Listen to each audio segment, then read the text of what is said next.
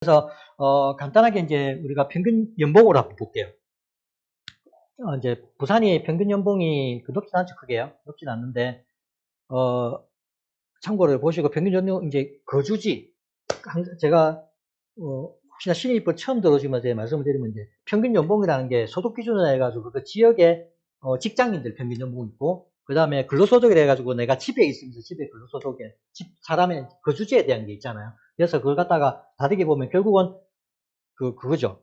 내가 평균 소득을 그러니까 평균 소득을 많이 받지만은 사는 데는 좋은 데가 있죠. 평균 연봉이 높은 사람들. 뭐 예를 들어가지고 서울에는 내가 서울 강남에 서울에 예를 들어가지고 용산에 굉장히 육수로 좋은 금융회사 다니면서 주거는 강남에 한다.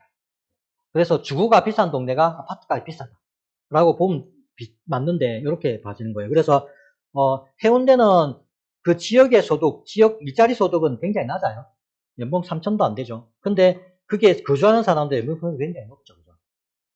해운대는.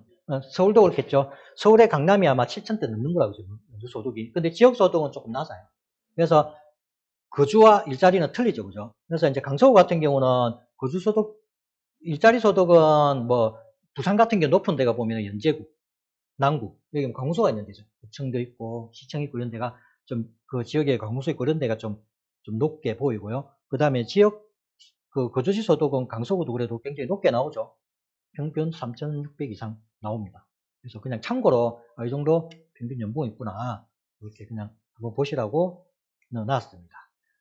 경제활동의 이제 총생산량인데, 지역 내 총생산인데, 우리가 이제 예전에 울산도 했고, 다른 지역 창원이라든지 이런 지방대를 해왔잖아요. 그럼 그런 지역의 가장 단점은 거의 절반이, 특히 울산 같은 경우는 딱 절반이 제조업 중심의 지역이죠. 근데 부산 같은 경우는 어때요? 대도시, 서울도 그렇고 대도시는 이게 일적이죠.